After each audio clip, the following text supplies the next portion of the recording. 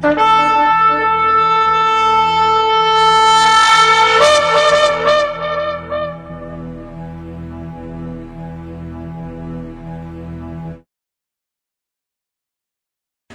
אתה יבוא אלוהינו מלך העולם, אשר קידשנו במצוותיו וציוונו לעשות כדברי תורה.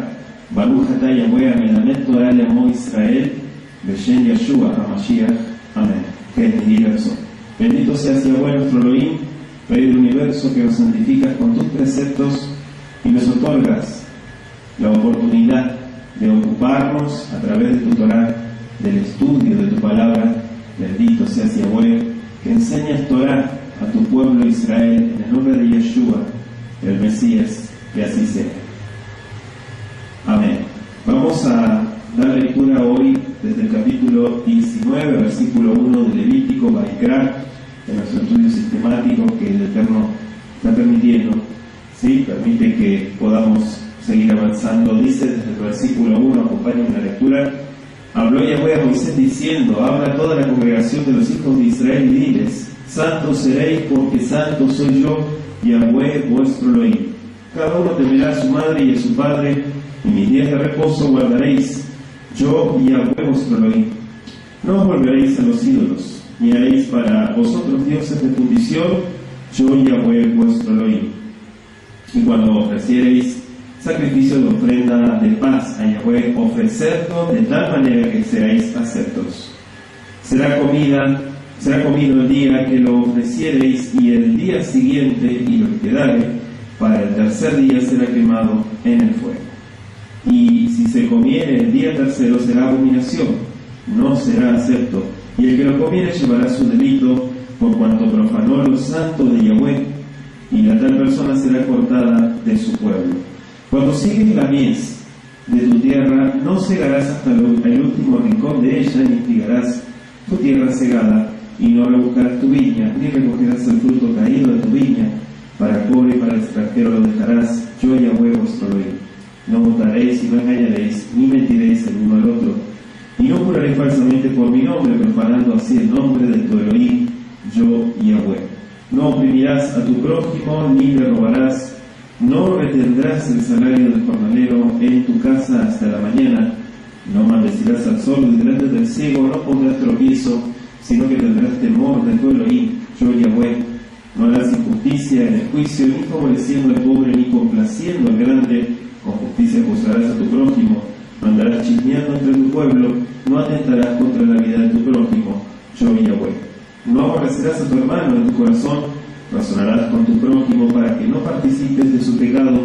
No te vengarás ni guardarás rencor a los hijos de tu pueblo, sino amarás a tu prójimo como a ti mismo, yo Yahweh. Mis estatutos guardarás. No harás ayuntar tu ganado con animales de otra especie.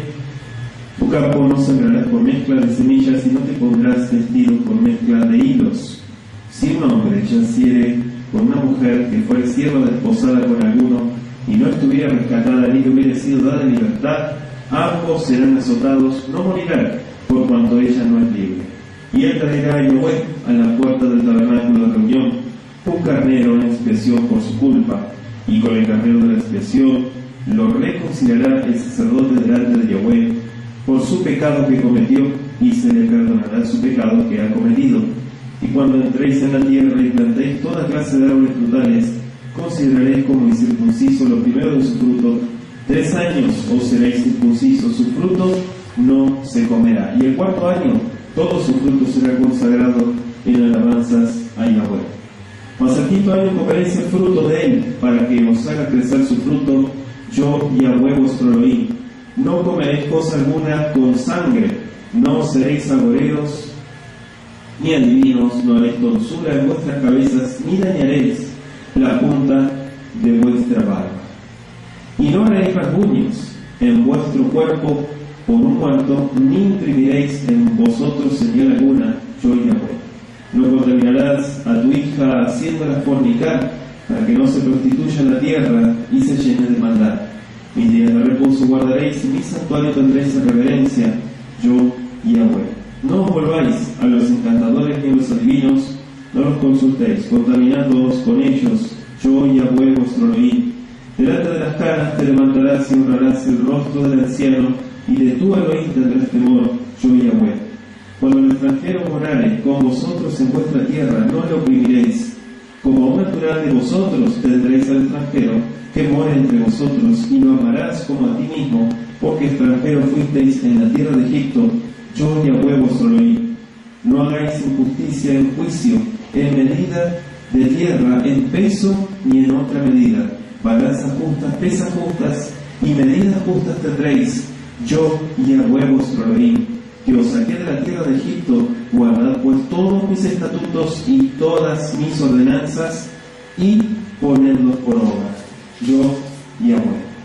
Palabra del Altísimo, capítulo 19, estamos leyendo. Bienvenidos sean todos a este espacio de estudio. Vemos repetición de diversas leyes, y sí, repetición porque ya son algunos puntos que estuvimos estudiando en capítulos anteriores. Algunos están, hay más claridad, digamos, están más reforzados en cuanto a, digamos, algunos detalles, ¿sí? Pero sabemos que todo esto son mishpatim. Si quieren notarlos, todo esto son mishpatim, son preceptos de categoría moral, ¿sí? Aquí no vemos hukim, podemos ver edot, los edot que son los testimonios, pero también sobre todo mishpatim. Si vemos aquí, este capítulo 19 está muy interesante porque inicia desde nuestro versículo 2 diciendo, bueno, el uno dice, va a ir a ver, y a Moshe Lemor, Daber el Koladat en Israel. Háblale a toda la congregación de Israel. En este caso no le hable solamente a los sacerdotes, habla de todos. Que todos estén, ¿sí?, sabiendo lo que el Eterno está anunciando. Amar Taleb, háblales a ellos. Kedoshim tiyu ki kadosh ani, Yahweh Elohim. Esto es importante, ¿por qué? Porque entendemos que Sefer Kedoshá, o el libro de Levítico, el libro de la santidad, uno de los puntos más importantes es entender el concepto desde la Escritura de lo que es la santidad. Dice, Kedoshim tiyu, serán santos, dice el texto en nuestro versículo 2. Y esta es, podemos decir, la nota tónica, ¿sí?, la nota tónica de todo el libro de Levítico. En todos sus capítulos, lo que se hace resaltar es la santidad. La razón por la que aquí se da esta orden es porque Elohim es santo. ¿Sí? Punto número 1. Entonces aquí vemos un modelo. ¿Quién es el primer modelo? El Creador, por supuesto. Ishimo be'avit tirau ve'et shebatutai ishmonu ani Yahweh. A su madre y a su padre, dice nuestro versículo 3, cada uno temerá. Fíjense que está Tiraú, y tiene la Shure justamente porque no dice, hijos, solamente teman a papá, o solamente teman a mamá, teman a ambos, dice Jesús. A los dos temerán por igual. Y este pasuk, ¿sí?, en este pasuk, el orden de la mitzvah, que comúnmente se sigue en las escrituras, podemos verlo como invertido. Si usted se dio cuenta en el texto hebreo, dice primero Imó y luego Be'aviv. Pero sabemos que en Shemot, cuando estuvimos estudiando Éxodo, sistemáticamente decíamos que vete la vieja y luego Betimeja. Primero honra a tu padre y luego a tu madre. Aquí está invertido, y esto nos muestra la escritura que ambos tienen igual importancia. Ahora, ¿por qué entendemos esto? Bueno, por el concepto de la familia que la escritura pone. Algunos piensan que se trata de un accidente, pero en realidad no es un accidente, no ocurren accidentes escriturales. ¿Sí? Aquí lo que podemos ver claramente es que las palabras ponen una igualdad, pero sin duda el Eterno lo quiso que así sea. De ninguna manera disminuye la dignidad y la posición del padre este versículo, pero hace resaltar el hecho de que todas las madres para nada son olvidadas por el Creador. ¿Sí? Si sabemos lo que marca la escritura, tanto el padre como la madre tienen autoridad sobre los hijos. En muchos hogares no se honra debidamente a la madre o no se honra debidamente al padre. Quizá no ocupa la mamá el debido lugar o no ejerce la influencia positiva y constructiva que debería ejercer, ¿verdad? Pero tal vez rebaja su autoridad a la vista del niño, diciéndole que cuando llegue el padre, éste lo hará obedecer, perjudicando hacia el niño. ¿Por qué? Porque ella se está quitando autoridad, ¿sí? Entonces el niño crece con ese concepto de que la autoridad solamente la tiene papá, y eso es un error. La madre, que habitualmente va de su responsabilidad en la educación, en el jinuj, en el musar de la Torah, la disciplina a sus hijos, debería buscar la causa de su fracaso. Y esto no es el caso de todos los hogares, no, para nada, pero es el caso de muchos hogares. Es la realidad. No toma las medidas necesarias para corregir el error, pero el mandamiento, decíamos, Shemot 20:12, Tabet de Tabija, pero también dice el texto Be'etimeja. Y si miramos las palabras de Jajam Shlomo, claramente el rey Salomón decía, ¿sí? Vení, cuando le dice hijo mío, ¿sí? No te olvides del musar de tu padre, del consejo, pero tampoco te olvides Toratimeja, de la instrucción de tu madre. Entonces ambos tienen, según las escrituras, en Ketubim, o sea, por mano de Shlomo, podemos ver también y corroborar lo mismo que dice aquí. Mis días de reposo guardaréis. Fíjese que está dentro del mismo pasuk. Be'et Shabbatotai. Shabbatotai es constructo de Shabbatot. Shabbatot significa días de reposo, o reposos, literalmente. Pero Shabbatotai significa mis reposos. Tishmoru ani Yahweh Elohim. Fíjense, no lo dice Moisés, aquí está firmado por el Creador. Él lo dijo, para que no quede duda alguna. El cuarto y el quinto mandamiento son citados en este paso. Tabet de Tabija es el quinto, y el cuarto, Zahor el Yom Shabbat. Recuerda el día de Shabbat. Son los dos mandamientos positivos. Los dos que inculcan, tome nota, reverencia y respeto por la autoridad. ¿Quieren notarlo? Reverencia, punto número 1. Punto número 2, respeto por la autoridad. Tanto honrar a los padres como honrar el día de reposo nos inculca respeto. ¿Y cuál era el otro punto? Sí, reverencia, dijimos, y respeto por la autoridad. Vaya tomando nota. Verso 4. Al tifnu el aelilim. Fíjense el texto. Al el aelilim. Veloem aseja lot azulajem. Niña vuelve. Otra vez. Verso 4. No se vuelvan a los elilim. No se vuelvan a los ídolos. Ni hagan para ustedes dioses de fundición. Y fíjense qué interesante que lo pone Veloem aseja. ¿Qué es Elohim aseja? Esto está impresionante. En el texto hebreo es increíble la riqueza que podemos encontrar. Veloem aseja significa aquello que consideras que con la obra de tus manos se puede volver un Dios. Tráigalo a la actualidad y va a encontrar cantidad de estos dioses en la actualidad. Y tal vez usted tenga unos cuantos y no se dé cuenta. Elohim aseja. Eso nos deja en claro, dice el versículo 4, Lota Sulajem. No tienen que hacerse para ustedes eso. ¿Por qué? ¿Quién? Y llamó el origen. Porque yo soy el único Elohim, dice el Creador. Yo estoy por encima de todo. Entonces, el verso 4 alude al primero y el segundo mandamiento. ¿Cuál es el primer mandamiento? Reconocer la existencia del Creador. Dice Shemot capítulo 20, Ani Yahweh Elohim.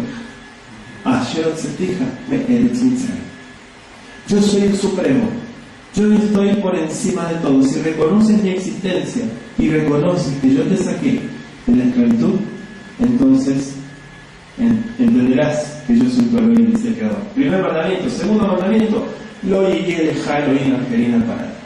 No tengas ningún tipo de Dios delante de mi rostro, dice el Creador. Estoy citando Éxodo 20. ¿Por qué? Porque es lo que está repitiendo aquí. Entonces, primer mandamiento y segundo mandamiento son repetidos aquí. Y sobre todo, el segundo, el Ilim. No tengan ídolos. No es necesario que nos postremos ante muñecos de madera, ¿verdad? O muñecos de piedra para transgredir esta mitzvah. ¿Por qué? Porque cualquier cosa que se le honre más en lugar que Elohim, o que sea preferida antes que Él, constituye un tipo de adoración, de idolatría. Es un Elim, es un ídolo, aunque sea solo un asunto de imaginación. Fíjense, no estamos hablando de cosas materiales. Los valores que muchas veces el ser humano tiene. ¿Cuál es lo primero que piensa? Usted se da cuenta cuando los escucha hablar. Cuando usted escucha hablar a una persona y que siempre está hablando del mismo tema, parece que no tiene otro tema de conversación, ese es el ídolo que tiene. Y sin darse cuenta, muchos tienen el factor dinero. Dicen, no, es que ahora me está pasando esto, o me sucedió esto otro. Otros hablan solamente del trabajo, otros hablan solamente de situaciones familiares, etc. Póngase a pensar en esto que le comparto. Tal vez no esté de acuerdo usted con lo que estoy diciendo, pero piénselo, analícelo. De alguna manera, es un tipo de control y dominio sobre nuestras vidas y que muchas veces no nos damos cuenta. Por eso tenemos que analizar estos conceptos y sobre todo valores, porque fíjense que la Escritura nos habla también de la imaginación, de muchas cosas que pensamos. Dice nuestro versículo 5, Vehitzbehu zebach shlamei Yahweh litzomchem tisbahu.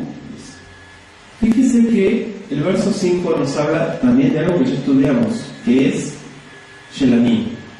¿Qué significa Shelamim? Un tipo de ofrenda de paz. O también la conocemos como la ofrenda de reconciliación. Pero dice, cuando la vayas a ofrecer, tienes que ofrecerla de una manera que sea acepta. ¿Cómo sé yo si algo se acepta delante de Dios? Conociendo lo que Él dice. ¿Cómo saber si lo que estoy haciendo es correcto delante del Creador? ¿Cómo saber si me estoy acercando como tiene que ser delante del Creador? Conociendo la Escritura. ¿Sí? Conociendo la Escritura. Podemos llenar nuestra vida de frases positivas y decir un montón de cosas. Y está bien, porque de alguna manera es un acto positivo. Pero de ahí a ignorar muchos conceptos que marca la Escritura, como por ejemplo, cómo se tenían que acercar delante del Creador. ¿Se acuerdan que estudiábamos la semana pasada? Decía, si vas a hacer un tipo de sacrificio en tu casa, eso es una abominación, porque para eso tienes el altar. Tienes que venir al altar. No, es que me queda lejos el altar, o tal vez. No te confundas. Mientras esté el altar, tienes que venir hasta el altar. Ahora, si es un tipo de sacrificio, estudiábamos la semana pasada, que lo vas a comer, que no es un sacrificio por el pecado o un holocausto, no hay ningún problema. Entonces, fíjese cómo la Escritura empieza a poner los parámetros, ¿sí? Las pautas, esto. Desconocer o ignorar, o ser, no lo sé, tal vez reacio a cualquier tipo de esos preceptos, es perjudicarse a sí mismo. Sacrificios de ofrenda de paz, versículo 5. Entonces fíjese el énfasis también. Si usted puede estudiarlo en el hebreo, va a encontrar el énfasis en este tipo de preceptos. Lo que se repite es la instrucción que ya estudiamos en el capítulo 7, versículos 11 al 21. Como también se presentará en el capítulo 17, versículos 1 al 7, que también pueden escuchar los estudios en el canal de YouTube. Entonces, era más fácil. ¿Por qué dice esto? Es la pregunta que nos hacemos en el estudio. ¿Por qué era más fácil abusar de las ofrendas de paz que de las otras? Lo que tiene carácter de voluntario, ahí es donde la gente hace y deshace. ¿Sí? Es como muchas veces cuando usted le habla a alguien y le dice, bueno, pero no estás obligado a hacerlo. Ah, bueno, entonces no lo hago. No, bueno, tampoco es para que lo tomes así, ¿no? O sea, desligarte completamente de cualquier tipo de responsabilidad. El hecho de que te digo esto es que no te sientas como que es una imposición, pero también consideramos que muchas veces tenemos que actuar y hacer cosas porque tenemos que tener iniciativa. No podemos esperar que nos digan todo lo que tenemos que hacer. Este es un tipo de ofrenda que trajo problemas en el pueblo de Israel en el campamento. ¿Por qué? Porque se empezó a hacer mal uso. Entonces aquí nos deja claro en nuestro versículo 5 cómo vas a hacer las cosas. Si vas a hacerlo, que sea de una manera que sea apta, como el Eterno lo establece. Si no, no hagas nada. Versículo 6 dice en el texto: Beyom Simchachem Yachel Umimchorat Ve'anotar Ad Yom HaShlishi Vaesh Yisrael. Y ahí nos explica, ¿verdad? Será comido el día que lo ofrecieres, al día siguiente, y lo que quedará para el tercer día. Lo demás será Israel, será incendiado, dice literalmente. O sea, será quemado. Cuando sigues la mies, versículo 9, de tu tierra, no cegarás hasta el último rincón de ella, ni espigarás tu tierra cegada. Ukursegen, dice el texto bíblico, et ketzir. ¿Qué es ketzir? ¿Qué significa ketzir? La mies. ¿Sí? Si quieren notarlo, la mies. Dice, artsegen, de vuestras tierras. Lo tejale peatzateja litzor. Ahí está el verbo, ¿no? Infinitivo. Bereje ketzizha lo telajet. O telajet, se podría pronunciar. Fíjese que el Eterno siempre ha demostrado especial cuidado con las personas más pobres. Y este es el concepto de este precepto. A menudo la pobreza viene como resultado de la falta de economía, la falta de previsión, la falta de diligencia y la falta de capacidad. Una persona que no estudia, una persona que no se capacita, que no se prepara, no puede pretender, ¿sí?, que le vaya bien. Y no es el caso de aquellas personas que tal vez no tengan ningún tipo de estudio y conocimiento, y usted ve que les va bien. Siempre detrás de todo eso hay algo turbio. Y al fin de cuentas, todo eso no sirve para nada. Lo importante, dice aquí el texto, es que vamos a dar un cuidado especial por aquel tipo, por las necesidades, ¿no? Por aquel tipo de persona que podría sufrir. En otros casos, lo que podemos ver también es que es accidental e inevitable. Cualquiera sea la causa, el Eterno se compadece de todos los que necesitan. ¿Sí? Independientemente de lo que haya hecho la persona, tiene una necesidad y el Eterno se compadece de esas personas. Y Él ha comisionado a su pueblo Israel para que los socorra según sus necesidades. Algunos que no pueden trabajar necesitan recibir una ayuda directa y la usarán sabiamente. Otros son capaces de trabajar y están dispuestos a hacerlo, y debería dárseles también esa oportunidad. No es fácil, escúchenlo muy bien, salir a espigar. No es fácil salir a espigar. A veces los resultados son escasos. ¿Sí? Esto es importante, lo que marca la Escritura. Pero suele ser mejor proporcionar trabajo a los necesitados que hacerles obsequios. En lugar de estar dándole, mejor proveerle un trabajo, una fuente de trabajo. A menos que sean personas, ¿sí?, discapacitadas, que no se puedan mover, que estén postradas en una cama. Pero si son personas que pueden trabajar, mejor es darle un trabajo, ¿no le parece? El darle trabajo al necesitado cumple varios propósitos, tanto para el que da como para el que recibe. Ayuda al dador a promover un espíritu liberal, podemos decir, como punto número 1. Y a menudo es el instrumento que el Eterno emplea para contestar todas esas plegarias y oraciones del necesitado. También es ayudado el que recibe. ¿Por qué? Porque es inducido a agradecer al Creador y a apreciar a los que le proporcionaron una oportunidad de ayudarse a sí mismo. Esto tiende a crear un espíritu de hermandad dentro del pueblo de Israel. ¿Sí?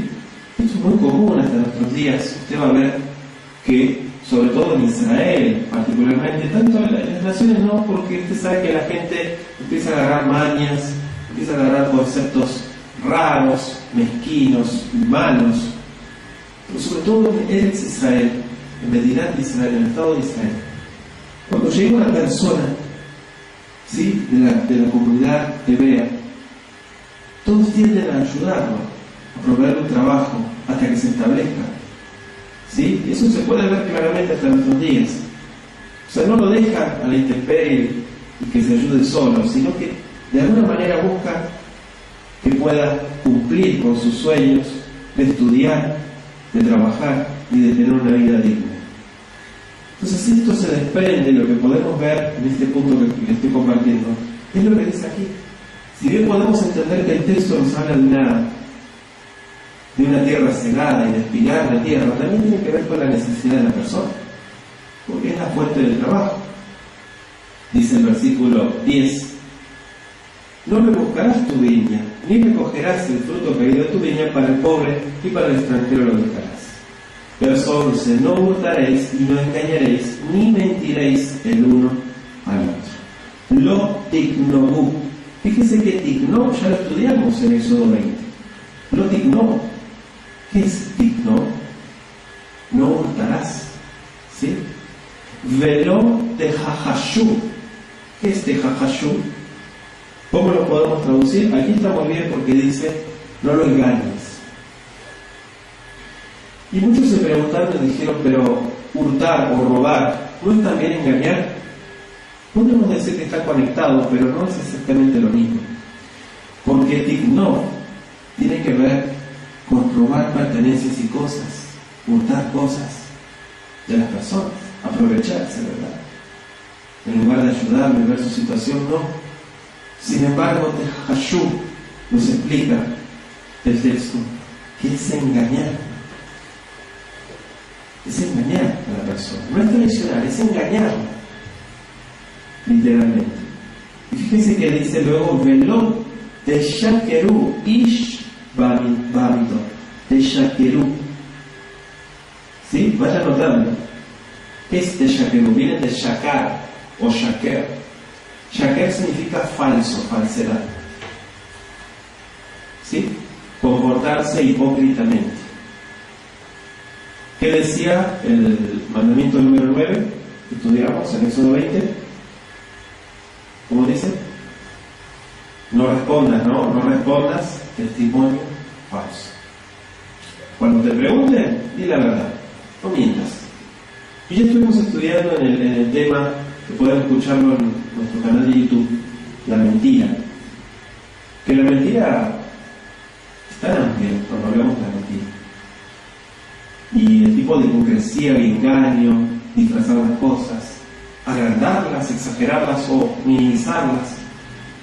¿Sí? Y todo va detrás de una intención de la persona, no decir las cosas como son. Punto número 1, no hurtaréis. Punto número 2, no engañaréis. Y punto número 3, no mentiréis el uno al otro. Son 3, ¿no? ¿No son 2? Yo le doy tiempo, yo sé que va anotando.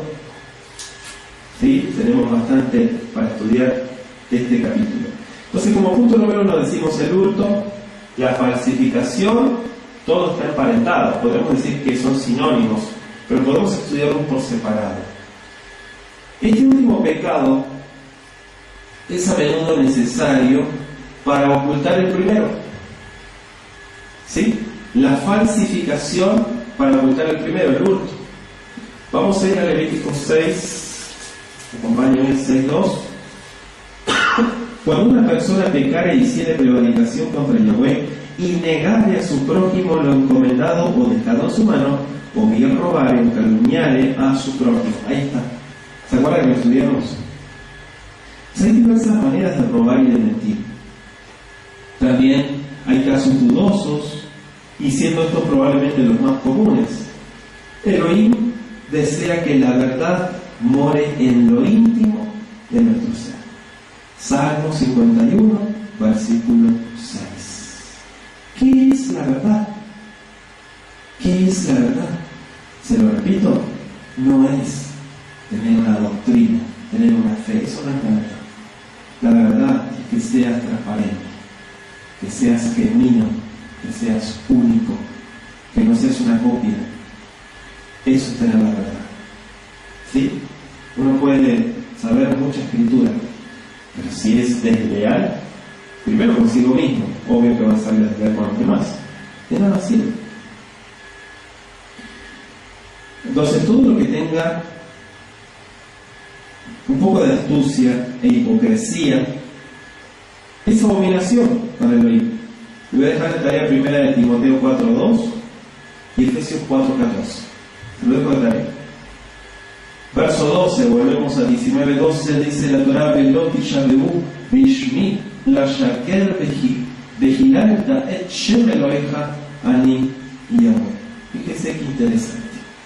19:12 estamos. Dice: no juraré falsamente por mi nombre, profanando así el nombre de tu Elohim, yo Yahweh. ¿Cuál es el precepto? El tercero, en Éxodo 20. ¿Sí? Por implicación, esto permite el juramento judicial. Hago la aclaración. Aquí no se habla de prestar juramento ante un tribunal, sino de jurar falsamente.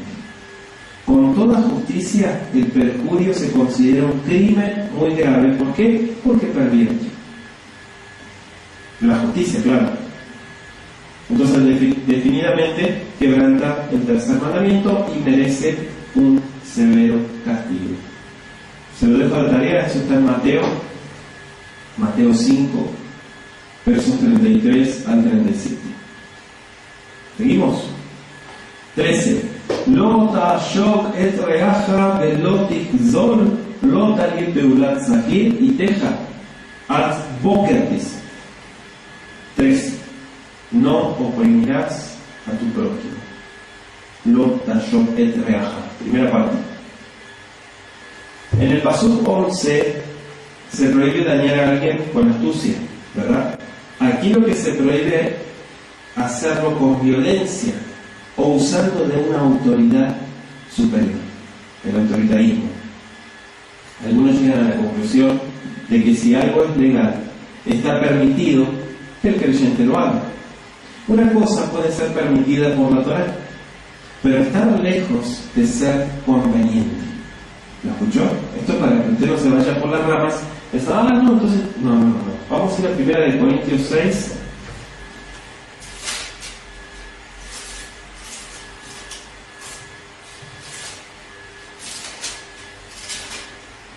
(6, 12). ¿Lo tienen? 1 Corintios 6, 12. Todas las cosas me son lícitas, mas no todas me convienen. Todas las cosas me son lícitas, mas yo no me dejaré dominar de ninguna. ¿Sí? ¿A qué suena dominar? El ídolo. ¿Se acuerdan lo que estudiamos? 1 Corintios 10, verso 23. ¿Qué dice? Todo me es lícito, pero no todo conviene. Todo me es lícito, pero no todo edifica. Hay que poner todo en la mesa. ¿Qué me edifica? Y ahí se van a dar cuenta ustedes de muchas cosas. ¿Sí? No estamos obligados a hacer todo. No estamos obligados a poner siempre la cara. No estamos obligados a eso.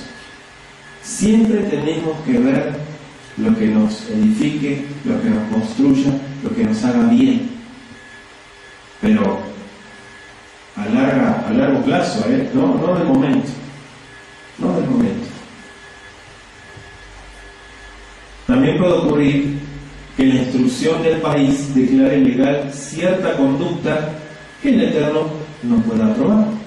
Puede pasar en situaciones en algunos países.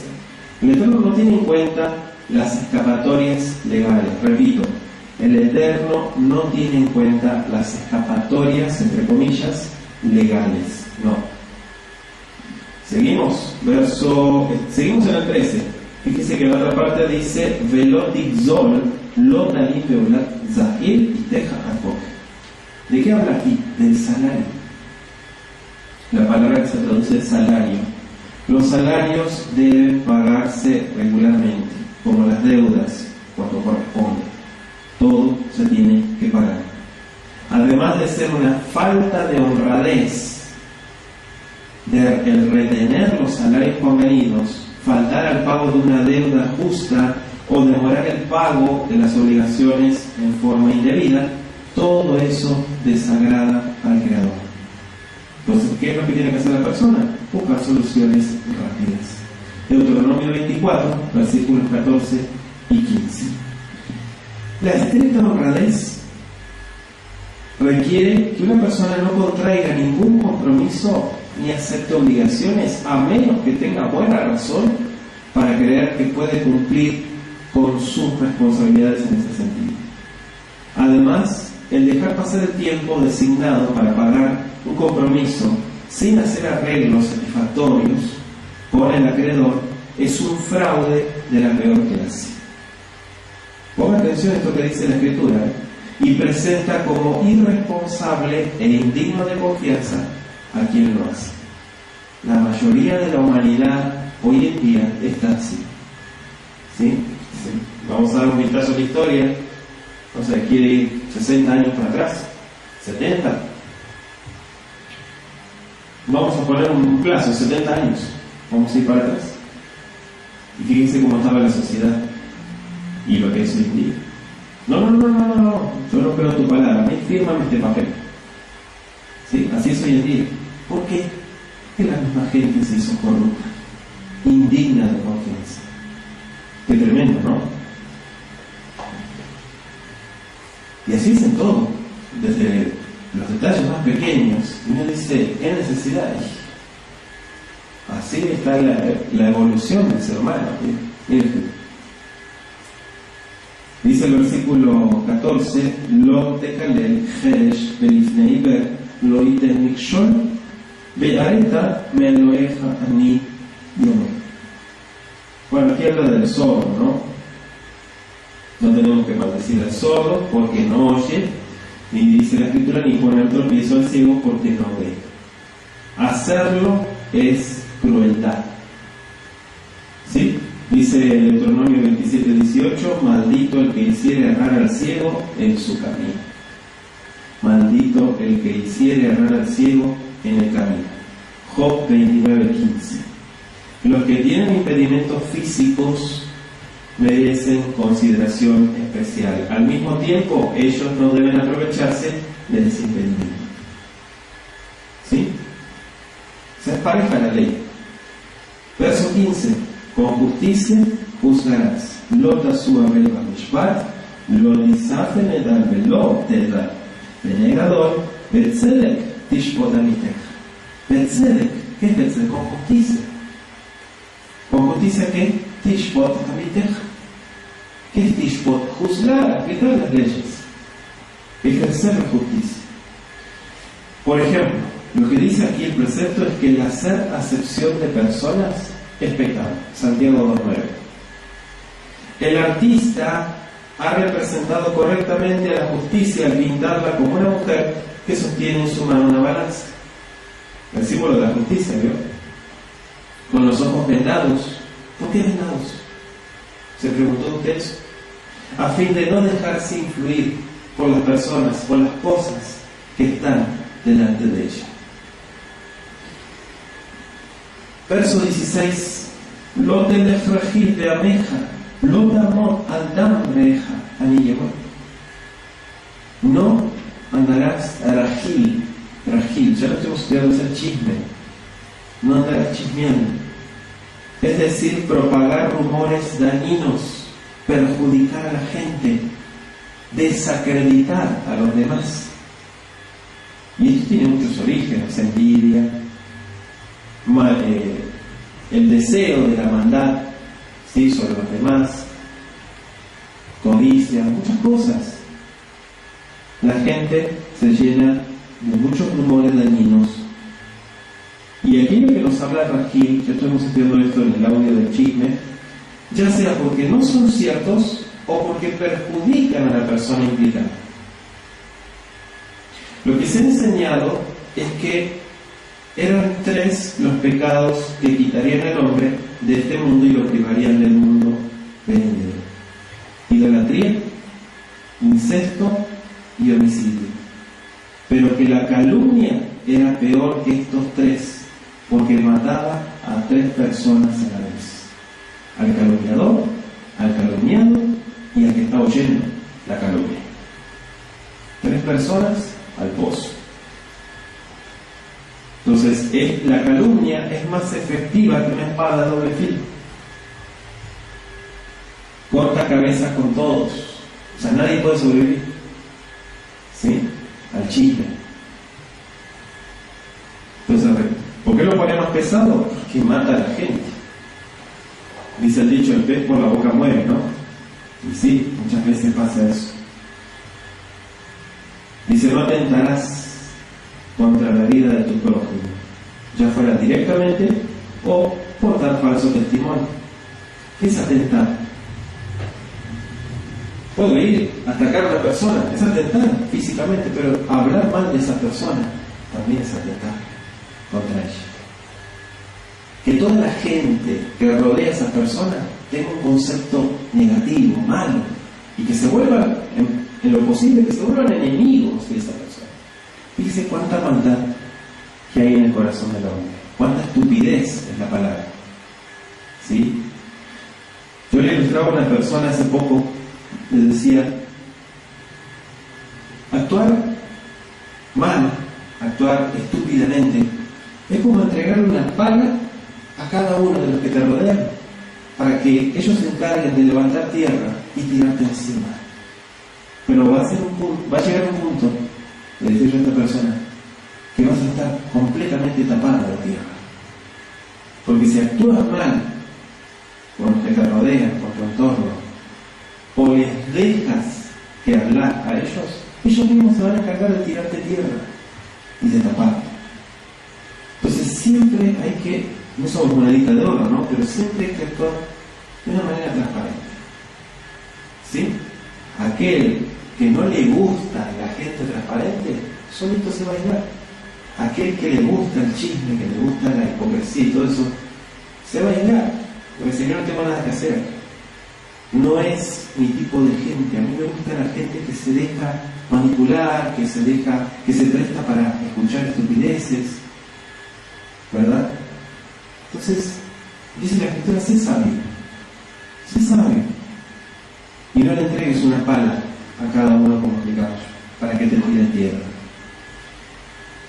Muchas veces nosotros con las acciones nos encargamos de entregarle esa pala a cada uno, pero también la gente tiene una decisión. Ya fuera directamente, repito, o por falso testimonio. Daniel 8:25, Daniel 11:14, anótelo de tarea, y primero de Crónicas 21:1.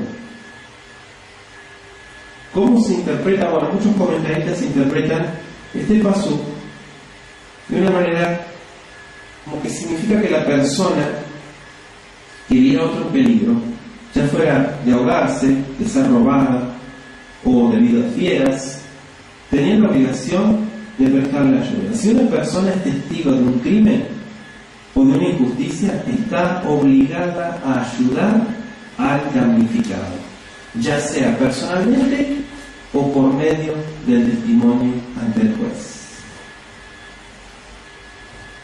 Qué tremendo, ¿no? Porque la gente religiosa es la más cobarde. Se supone que tendría que ser al revés. O sea, que la gente que no tiene los principios, entre comillas, principios bíblicos, ¿sí? Digo, a mí no me compete, yo no tengo nada que ver, se lava las manos y se va.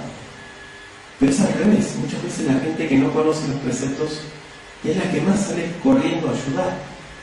Y el religioso es el hipócrita que mira para otro lado y dice, yo no quiero broncas, yo quiero estar bien con todos. Pues tu papel no lo estás haciendo, porque cuando ves una situación injusta, no estás actuando. Y estás peor que aquel que no conoce la Escritura. Esto es lo que mayormente se ve, y es triste, pero es cierto. No aborrecerás a tu hermano, versículo 17. Lo tisná, dice, esta hija. Vil babeja, ojeach, tojiach, fíjese los verbos que usa. Esta miteja, pelotizá a la jet. Vamos a explicar este versículo 17. Primero, no aborrezcas a tu hermano. Es posible odiar y despreciar a una persona sin dar de ello evidencias externas. Repito, es posible odiar y despreciar a una persona sin dar de ello evidencias externas. No dice nada, pero está por dentro ese odio, ese desprecio. Y uno dice, por su fruto lo conocerás. No he hecho nada. No es necesario que haga. Hay gente que sabe camuflar perfectamente sus sentimientos. Sin embargo, el odio es het, dice la Torah. ¿Qué es het? El siná es het. El odio es pecado. Primera de Juan 2, versículos 9 a 10. El que odia se daña a sí mismo en primer lugar. Por eso es que luego viene el paso 17 diciendo: tienes que razonar con tu prójimo. ¿Qué es razonar? No dice razonar en el texto griego. ¿No dice razonar? No, dice corregirás. Corregirás, corrige a tu prójimo. Lucas 17:3, Mashiach Yeshua dijo: si tu hermano pecare contra ti, corrígelo, repréndelo. Y Mateo 18:15 al 17 se lo dejo de tarea. Ahora, en primera de Timoteo 5:20, Shaul dice: a los que persisten en pecar, repréndelos delante de todos, corrígelos delante de todos. ¿Sí?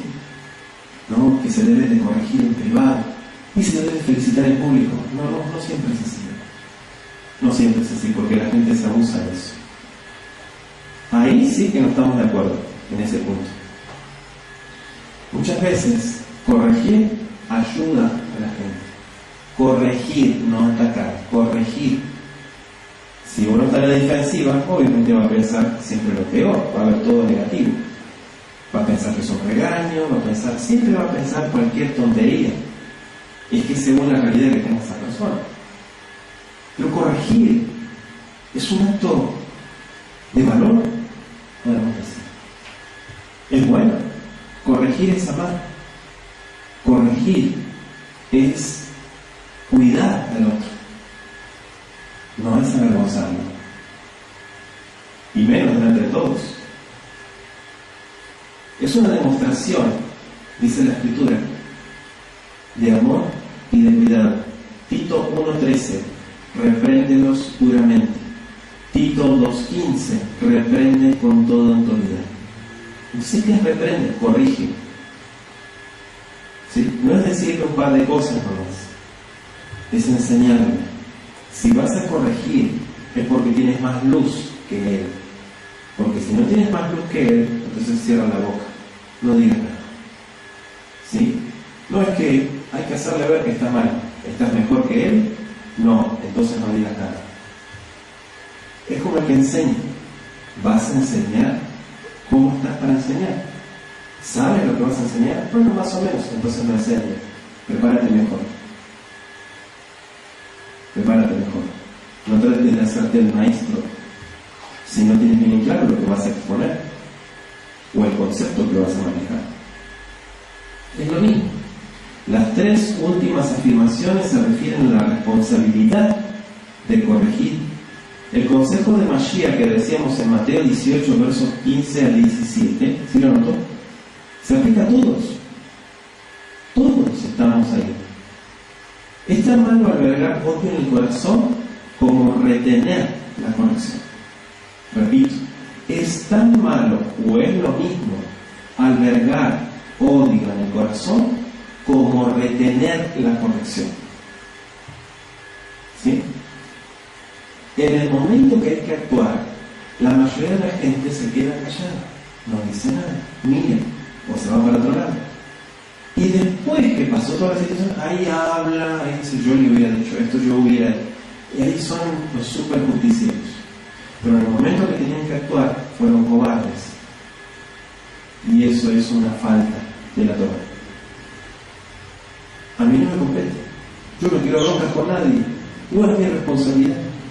No, entonces cállate la boca, no hagas ningún tipo de comentario. Es exactamente lo mismo si usted se dio cuenta del valor que pone la Escritura. No te vengarás, dice nuestro versículo 18. Loticon velotitor et beneameja, dentro de los hijos de mi pueblo, de ata lereaja camoja al Yahweh. Loticon velotitor et beneameja.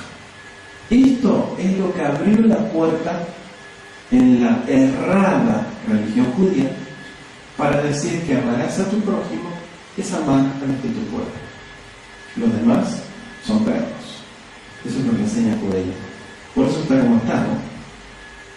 Pero si dice etameja, tenemos que entender que el versículo se divide en dos partes. Y otra cosa, ¿cómo traducimos la expresión lereja? Ve'avta lereja kamoja. ¿Qué es lereja? ¿Es tu hermano? No.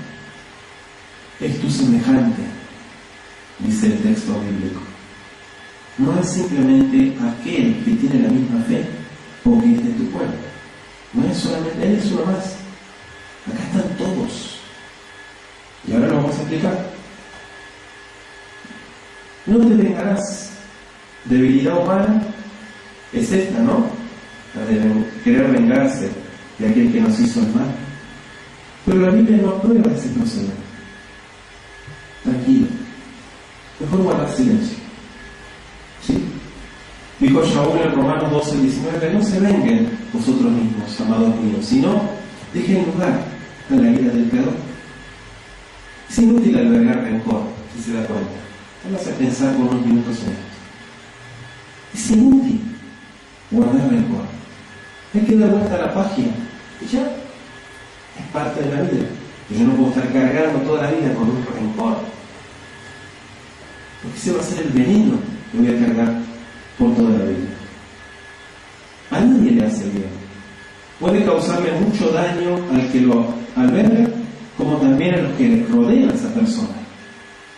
Y esa persona lo único que está haciendo es escupir. Escupe, escupe, escupe. Hasta usa los medios de internet, las redes, para escupir, escupir, escupir su malestar. Pero no tiene el valor de enfrentar a esa persona que le hizo daño, de encarar a esa persona que hizo daño y arreglar las cosas como son. No, tira indirectas, habla a otros. Todo eso es un acto de cobardía. Avinagra el carácter, desfigura la perspectiva de la vida, en fin, le tira tierra a los que lo rodean, porque eso es lo que hace. Amarás a tu prójimo como a ti mismo. En esta orden están comprendidos los 6 últimos mandamientos. Mateo 22:40. Dijo Mashiach: oíste que fue dicho, amarás a tu prójimo y aborrecerás a tu enemigo, pero yo les digo, amad a vuestros enemigos. Mateo 5, versos 43 y 44. Fíjese que aún los críticos admiten que la declaración amarás a tu prójimo como a ti mismo es una orden que estaba completamente fuera de lo habitual en esa época de la historia del mundo. Me refiero a la historia antigua, a la época bíblica. No es común en ninguna época. El egoísmo prevalece hoy, como lo ha hecho en todos los tiempos, y siempre hay poco amor por el prójimo cuando sus intereses entran en conflicto con los propios. ¿Sí? ¿Por qué? A veces hasta leemos frases, ¿no?, que dice la gente no cambia.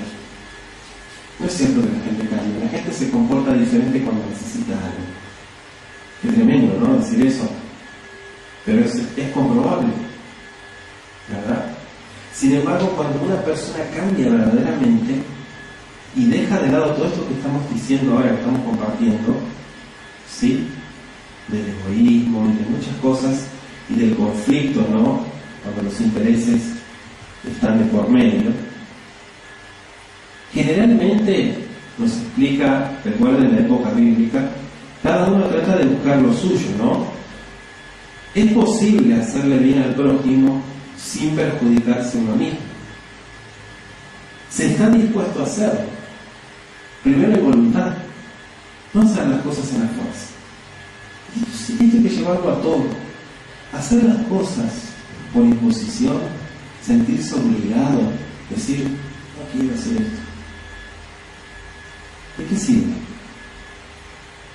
De nada. El amor por el prójimo no es sino interés propio bien entendido. Ayudar y ayudarme. Es mutuo. Amar como a ti mismo.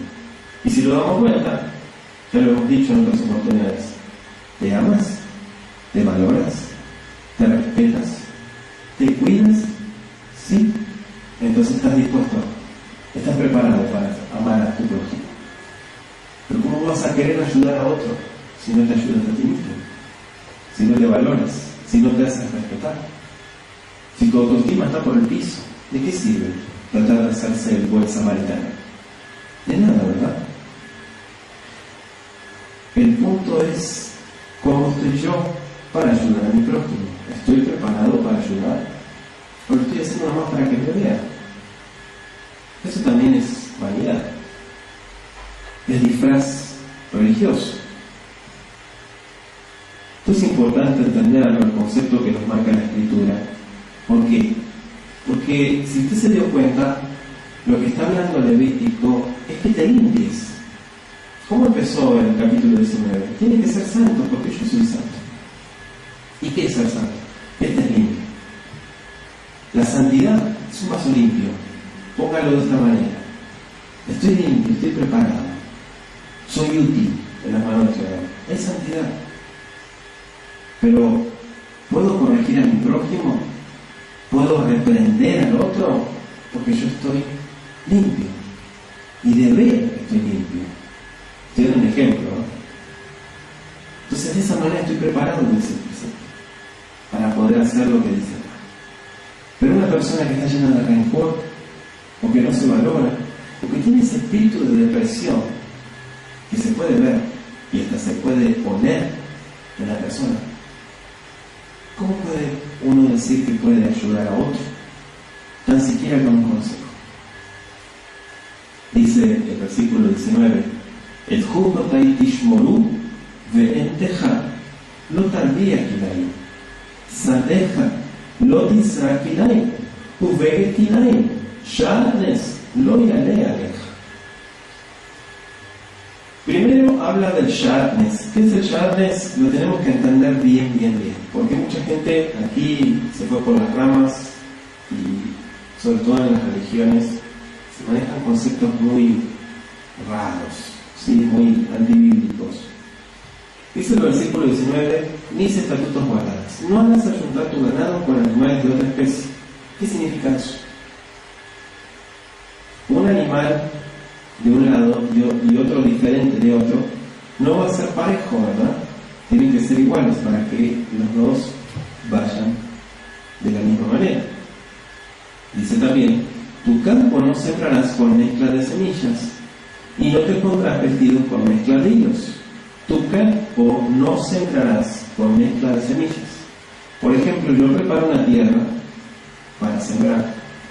Agarro tomates, semillas de tomates y semillas de, no sé, de lechuga, las mezclo todas y las aviento en el campo. ¿Qué es lo que va a crecer? Un tomate, otra lechuga, todo mezclado, ¿verdad? Eso está incorrecto. Eso es lo que dice acá. Si preparas un campo, lo vas a dividir. Aquí voy a sembrar tomate, aquí voy a sembrar lechuga, aquí voy a sembrar otra hortaliza, etc. Eso es lo que dice acá. Lo mismo pasa con el tema de la vestimenta. Un tipo de hilo, por ejemplo, lana y lino, ¿sí? No quiere decir que no uses una prenda de lana y otra prenda de lino abajo, no dice eso. Confeccionar una prenda con la mezcla de hilos, si uno la lava, va a haber los resultados. Entonces, la mezcla de hilos, hay cierto tipo de hilos que tienen una reacción, o sea, se encoge la prenda. Entonces, todo tipo de mezcla tiene una explicación, y aquí lo que está hablando es de lo cotidiano. Aquí no está hablando de otro concepto. Mezcla de semillas. Por ejemplo, en el principio sabemos que el Eterno creó diferentes especies de animales y plantas. Nunca tuvo la intención de que hubiera, ¿sí?, unión, podríamos decir, de diferentes clases en las que quedaran todas confundidas. No es clara la orden, ¿sí?, para muchos en cuanto a lo de poner animales juntos. Sabemos que no se pueden hacer mezclas genéticas y eso sí está más que claro, ¿sí? Lo que le expliqué también de las semillas también muchas veces se hacen. Yo, por ejemplo, estuve una vez en un país compartiendo la escritura y me ofrecieron un mango que era injertado con durazno, ¿sí?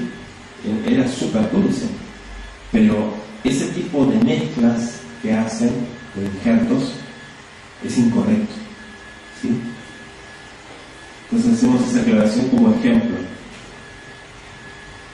Tenemos que entender que los géneros, los diversos géneros y demás, todo lo estableció el Creador en un principio y no dejó duda de ello en cuanto a la creación. Dice el versículo 20: "Ve'ish yishkav et isha shivvat zera ve'if shivcha nechrefet leish lehadle lo nifnata o hufsha lo nitanya bikoret yelo yudu kilo hupasha", dice. Si un hombre yaciera con una mujer, en este caso la sierva, dice acá, está comprometida con un hombre, pero no ha sido aún rescatada. Recuerden que son órdenes bíblicas, conceptos del mundo antiguo. Hago la aclaración. Por lo tanto, no es libre, sino que es considerada propiedad de la persona a quien sirve. Eso es lo que está manejando aquí. Ambos, dice más adelante, en el texto hebreo serán azotados, pero literalmente el texto hebreo dice habrá una investigación. No dice azotado. ¿Por qué? Porque utiliza el vocablo hebreo bikoret, que aparece aquí y tiene la idea de una investigación realizada con el propósito de determinar cuál sería el castigo adecuado para el crimen. No dice serán azotados, dice se investigará de acuerdo, ¿para qué? Para luego dar un castigo. Eso es lo que dice el texto bíblico. Verso 21: "Ve'evi et hashamon la'Yahweh el petach o el moed el hasham". Dice, él traerá a Yahweh a la puerta del tabernáculo de reunión un carnero en expiación por su culpa, en este caso el hombre. Además del castigo que estudiamos en el verso 20, que se juzgara adecuado, el hombre tenía que presentar su ofrenda por transgresión conforme a Levítico 7:1. Con el castigo pagaba su deuda a la sociedad, ¿sí? Y con el sacrificio quedaba reconciliado con el Creador. No se esperaba que la mujer presentase ofrendas, sino el hombre era responsable.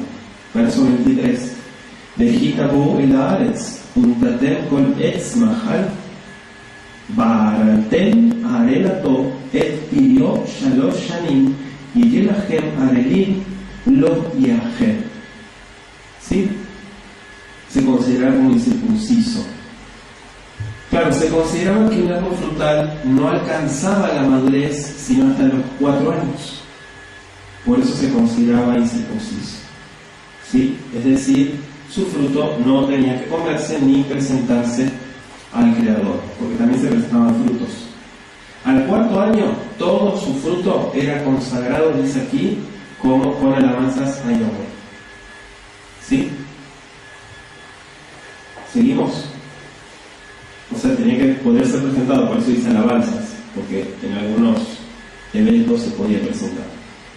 El verso 26, se lo estuvimos estudiando, pero repite, dice: "Lo tochlu al Adam, lo tenahashu velo teonenu". La sangre, ¿no? Lo que estudiamos la semana pasada. La sangre de cualquier animal que se mataba para proporcionar alimento tenía que ser drenada. Hasta hoy, ¿sí?, se sigue observando esta regla y tiene dentro de lo posible digamos, actualmente existen lugares donde llevan a cabo todo lo que es el shepitá, mataderos propios, podemos decir, donde hacen todo este procedimiento, que se deriva por el nombre kasher, ¿sí? Kasher. Claro, es una ley higiénica, y sabemos que es el desangrado, el shejitá es el desangrado del animal. Seguimos. No seréis agoreros, dice también el texto, nuestro verso 26. Lo tenahashu velo te'anonu. Literalmente sería como no practicaréis encantamientos. O sea, es probable que aquí se haga referencia a hechizos, amuletos, que aunque no eran de por sí inmorales ni licenciosos, tendrían un tipo de superstición. Entonces todo lo que tiende a superstición en el mundo antiguo, el mundo bíblico, sí se considera como adorancia, idolatría. Es impresionante encontrar que muchas personas viven bajo influencia de creencias supersticiosas. ¿Sí? Eso es impresionante y en la actualidad. Entonces, aún digamos, periódicos, revistas que supuestamente tienen prestigio, ¿no? Publican horóscopos que predican buena o mala fortuna o buena suerte, como dicen, ¿no? Así que los hombres pretenden predecir de alguna manera el futuro por la posición de los astros, por eso los signos del zodíaco, ¿no? La posición de las estrellas, muchas cosas que el hombre trata de aconsejar, ¿no? Usar esos medios. Los adivinos y mediums espiritistas florecen por miles, con diversos nombres, con diversos métodos, y millones de personas, no miles, millones de personas son engañadas por ellos. Muchas personas llevan amuletos de diversa índole en los bolsillos para que no les ocurra algo malo, o clavan herraduras sobre las puertas, o por ejemplo tocan madera, ¿verdad? Hacen muchas de estas cosas. Muchos no comienzan y realizan cierta tarea, por ejemplo los viernes, ¿sí? Destinan un día, y hay muchas cosas que son místicas, ¿verdad? Se considera que el número 13 atrae la mala suerte. Hay quienes no se atreven a moverse de la casa, por ejemplo un martes 13, y es todo lo mismo, superstición, ¿sí? Entra dentro de la misma categoría.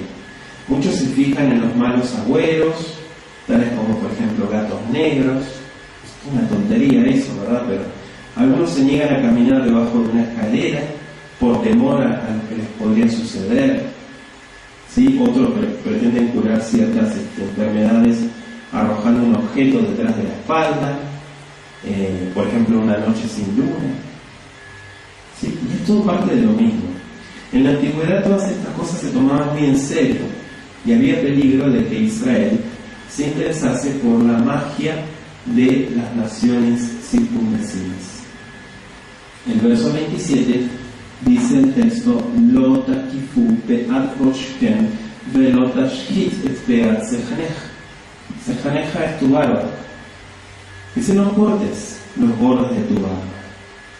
¿Sí? Sabemos que en el mundo antiguo hay muchos relatos. Estuvimos compartiendo en el audio de identidad, ¿sí? Bueno, más bien restauración de la identidad. Claro, era un orgullo en el mundo antiguo el hombre con su barba, ¿verdad?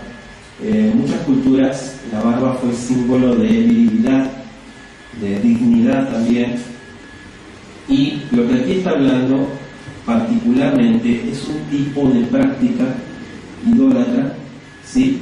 Que dice dejarse la barba y cortar la punta hacia una barba cuadrada, ¿sí? Esto es una práctica sobre todo partiendo desde los elamitas, caldeos, todos estos pueblos tenían este tipo de costumbres, ¿verdad? Claro, con su significado y todo eso, pero lo que podemos ver no es que el Eterno les dice no se corten la barba se puede cortar, se puede rebajar, pero si no se hagan ese tipo de barba, porque antiguamente la barba la usaban muy larga, ¿sí? Muy larga, y no es un precepto usar la barba larga, ¿sí? Tal vez para los japoneses, no sé, o los antiguos de la antigua China, la barba larga representaba mucha sabiduría. En realidad volvemos al tema de la superstición, ¿verdad? De muchas cosas que son prácticas del mundo antiguo, hoy en día no tienen ningún tipo de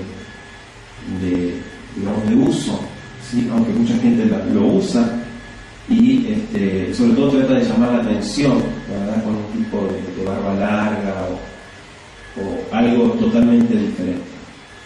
Entonces, ¿se puede cortar la barba? Sí, claro que se puede cortar. Lo que acá dice es un tipo de corte. Si yo tengo la barba, por lo general la barba crece en punta, entonces la punta no se debe cortar, ¿sí? Cuando es una barba larga se hace como una barba cuadrada. Claro, esto muchos hacían, hay libros del Oriente Medio antiguo, ¿no?, que explican que hacían estos cortes, se cortaban la punta de las barbas, ofrecían esto, quemaban las barbas, la ofrecían a los dioses, todo iba por el lado de la virilidad, ¿sí?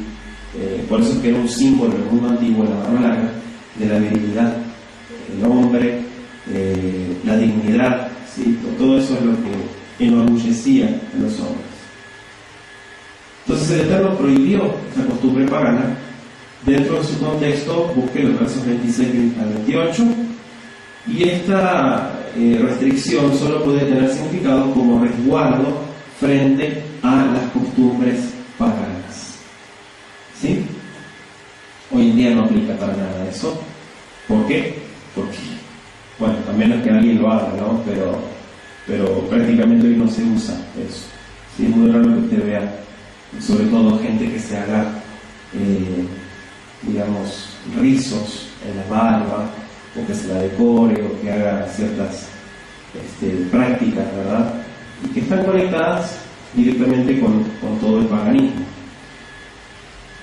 Los racuñas, dice el verso 28, que es otra práctica pagana también. No hay incisiones en vuestra carne por los muertos, ¿sí? Diversos pueblos en el mundo antiguo se cortaban la carne, se racuñaban en relación a muchos ritos ceremoniales celebrados en honor a los muertos, ¿sí? Aún hoy en día, aquí podríamos decir que el verso 28, algunos pueblos paganos, ¿sí?, siguen esas costumbres. Los miembros de ciertas tribus, por ejemplo de Nueva Guinea, se cortan una falange del dedo en ocasión de la muerte de un familiar. Este es un ejemplo. Dice también: no imprimirás en vosotros señal alguna, tatuajes, ¿sí?, inscripciones en la piel, costumbre, sí, que el pueblo de Elohim dijo: ustedes no hagan eso, dijo el Creador. Y esto se ve que era muy común en el mundo antiguo, y muchos historiadores también lo corroboran. Dice: no contaminarás a tu hija, versículo 29, seguimos avanzando. Dice: al tejalel el piteja, le alznotá, velot disne aretz malea a alzima. Costumbre entre las naciones de la antigüedad es la del verso 29, sobre todo entre los pobres. Los pobres vendían a las hijas, algunas veces vendían a las esposas. Usted se va a sorprender, pero bueno, si leyó un poco de historia antigua, va a ver lo que hacían. Las vendían como esclavas, o hacían que sus hijas se vuelvan prostitutas para obtener ganancias y dinero. Entonces, cuantas más hijas tenían sí su negocio, podemos decir. Por regla general, las mujeres no eran tenidas en muy alta estima en el mundo antiguo. Por eso es que existen cantidad de religiones, no solamente el judaísmo, sino el islam, religiones completamente retrógradas, ¿sí?, donde el machismo es increíble cómo se encargan, se toman el trabajo de dejar bien claro estos conceptos. Usted no va a ver que hoy en día vendan a las hijas como prostitutas, pero sí va a haber, por ejemplo, un ejemplo, ¿no?, en la actualidad, en Irán, por ejemplo, un país tan radical, tan extremista, donde niñas de 12 años o de 10 años se casan con hombres adultos, ¿sí? Entonces, dice, ¿qué pasó, no? ¿Dónde queda todo eso? Y es terrible, pero es el pensamiento y la filosofía que manejan ellos desde hace miles de años. Entonces, dice el versículo 30, repite lo de Shabbat, otra vez: Hago la aclaración: cuando dice mis días Shabbatotai, no se refiere al séptimo día solamente, se refiere a todas las fiestas, ¿sí? Tanto el Shabbat semanal, sería el sábado, como los reposos anuales, ¿sí? Shabbat incluye a todos, guardarán todos mis reposos, ¿sí? No solamente como algunos traducen, guardarán mis sábados, no, puede que sea un reposo anual que caiga en otro día que no es sábado. Entonces vemos claramente, ¿sí?, la reverencia por el santuario y la reverencia por los tiempos que el Creador establece. El verso 31 habla de los encantadores, dice: Al tifnu el aobot ve ala yodemim al tebakshu letame vaen ani Yahweh Elohechem. Bueno, la palabra aquí es obot. Literalmente se traduce según Job 32:19 como odres. Aquí aparece esta palabra por primera vez en la Biblia, por eso comparo con Job. El hecho de que se use esta palabra para designar a los mediums espiritistas parece haberse debido al timbre de voz que estos usaban. Una voz sonora, no natural ni clara, como la que podría producirse al hablar dentro de un odre. Mundo antiguo, gramática bíblica, hay mucha gente que dice: ¿qué relación existe entre estas palabras? Hay una conexión en su etimología, ¿sí? Y muchas veces existen estas relaciones en el comportamiento de ciertas palabras antiguas, sobre todo en el hebreo arcaico o el proto-cananeo, que le llamaban también, ¿sí? Entonces, algún tipo de receptáculo, el sonido que hacen las voces dentro de ese receptáculo, odre, por ejemplo, y de ahí se deriva. Por ejemplo, en Isaías 8:19, la palabra que traducen como bot es susurrar. Significa también murmurar, chuchichear, dicen algunas versiones, y retumbar. ¿Sí? Hemos tomado de diferentes versiones, traducciones, para tener una mejor claridad. Puede también significar meditar en voz alta, ¿sí? Como si la persona estuviera hablando sola, en voz baja, y aparece como un suspiro en el Salmo 143:5. El mismo versículo en el hebreo usa otro verbo para describir la forma de hablar del adivino, y es la palabra tzafaf. ¿Sí? Es una palabra usada para describir la forma de hablar del medium. Por ejemplo, en otra versión lo traducen como los adivinos que vivisean y murmujean. Así aparece. En Isaías 29:4 aparece el tzafaf y se traduce como susurrar. Y en Isaías 38:14 lo ponen como un quejido. Entonces, generalmente la palabra obot, ¿sí?, que algunos lo ponen como ventrílocuos, con la que indica que la voz se proyectaba desde el vientre en tonos graves y tonos sepulcrales. Fíjese toda la explicación de esta palabra, de esta raíz, ¿no? Entonces, obot es una palabra femenina, plural, por la terminación jolen ba, taf, ¿sí?, que quizás sugiera que la mayoría de los medios eran mujeres. No lo sabemos por el tipo de descripción femenina. Es una suposición, ¿sí? Estoy hablando del mundo antiguo. Tal vez la mayoría, no todos, serían mujeres. Entonces la palabra Ov, para designar al espíritu que hablaba a través de los medios. Según la enseñanza bíblica, ¿sí?, el medium no era poseído del espíritu, sino que lo poseía. Si miramos la traducción literal de 1 Samuel 28:7, sería una mujer dueña de un espíritu, porque ahí utiliza la palabra Ov, ¿sí?, en 1 Samuel 28. Según Isaías 29:4, la voz del fantasma Ov salía de la tierra.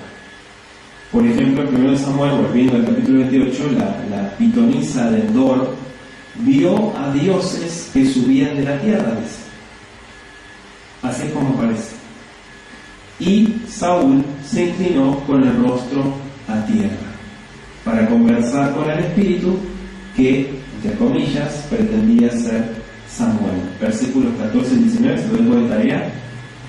También hay otro dato en cuanto a este tema que estamos compartiendo, los terafim. ¿Se acuerdan que compartimos en Génesis? Los ídolos o estatuas, amuletos del antiguo pacto, Génesis 31:19, parecen haber sido usados, al menos en algunas ocasiones y frecuentemente con la ayuda de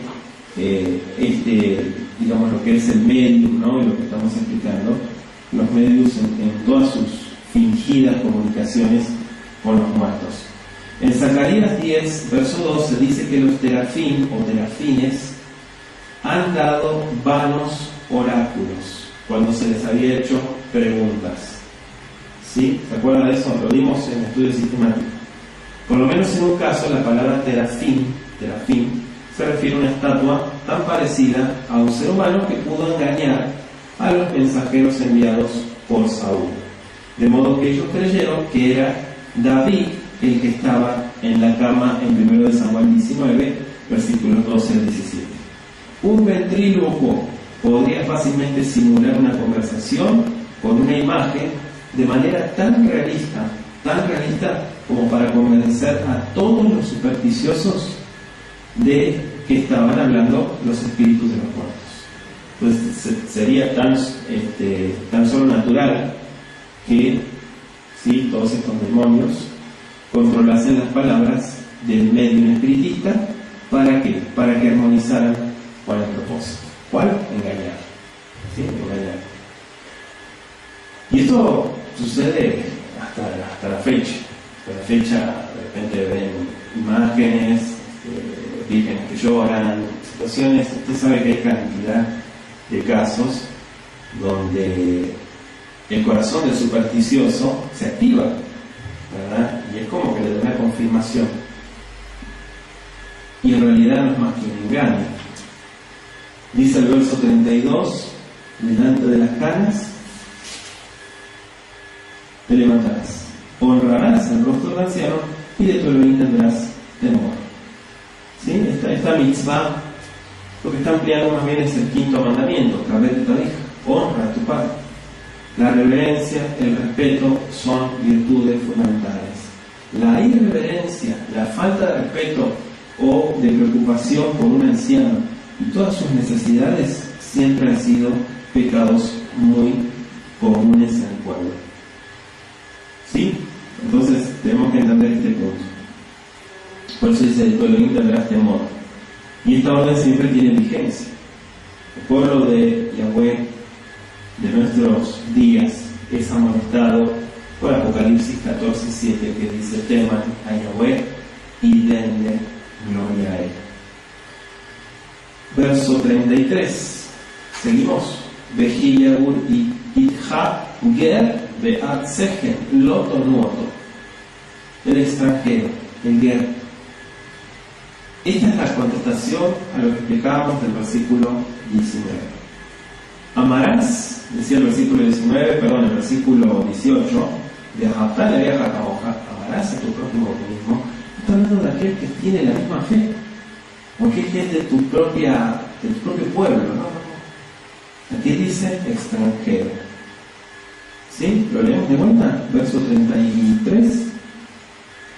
Cuando el extranjero morare con vosotros en vuestra tierra, no lo oprimiréis. Como a un natural, verso 34, de vosotros tendréis al extranjero que mora entre vosotros y lo amarás como a ti mismo, porque extranjero fuisteis en la tierra de Egipto. Ahí está.